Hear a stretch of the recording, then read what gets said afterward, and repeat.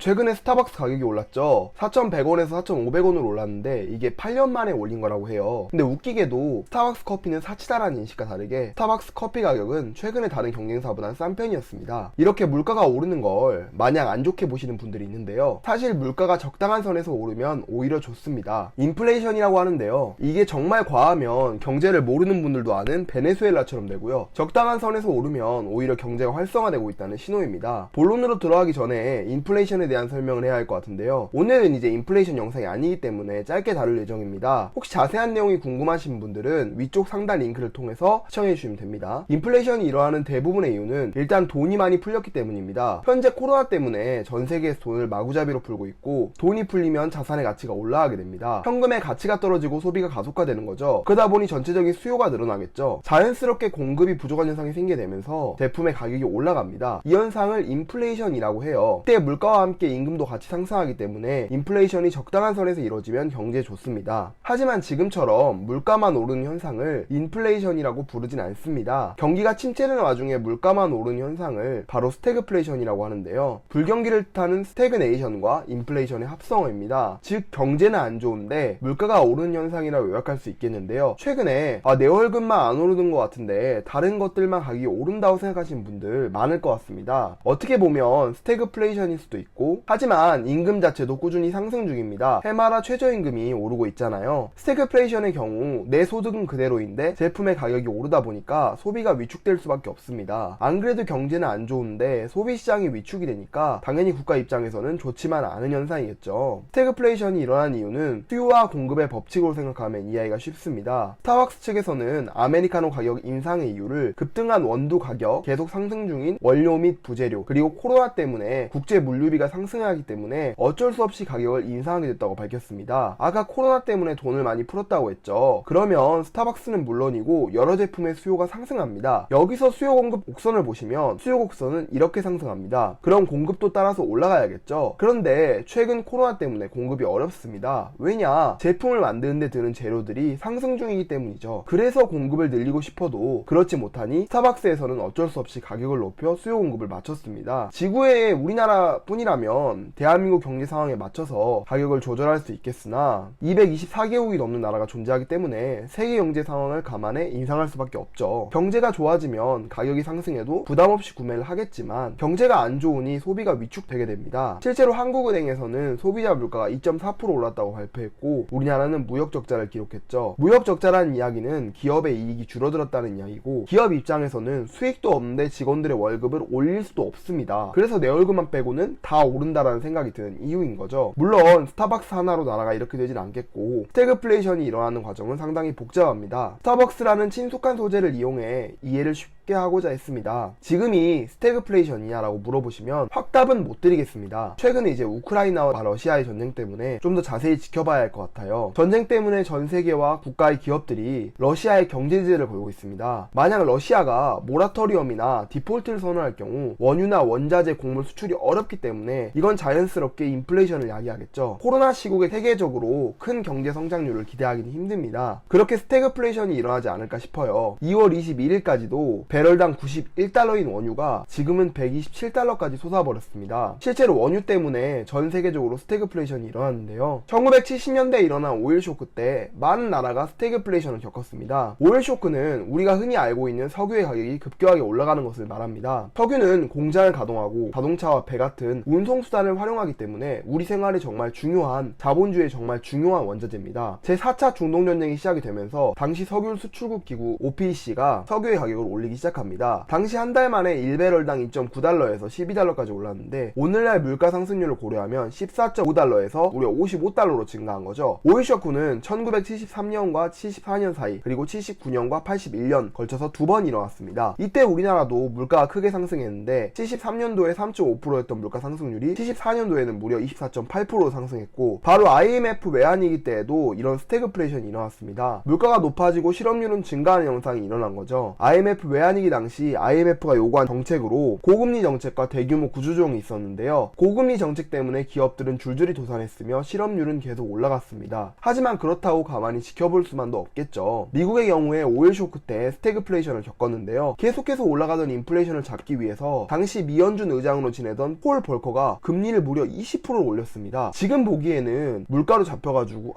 성공적으로 끝났구나 싶었지만 3년 동안 이어진 초고금리 사태 때문에 국민들이 대출을 받지 못하고 빚이 늘어나니까 불만을 폭주했고 계속해서 퇴진을 요구했죠. 심지어 농부들이 트랙터를 끌고 워싱턴까지 찾아갔다고 하면서 폴 볼커 본인은 2m가 넘는 장신임에도 불구하고 항상 권총을 소지하고 다닐 정도로 불안에 시달렸습니다. 오늘은 이렇게 스태그플레이션에 대해서 알아봤는데요. 앞으로 세계 경제는 어떻게 될까요? 저희 채널을 구독해주세요. 감사합니다.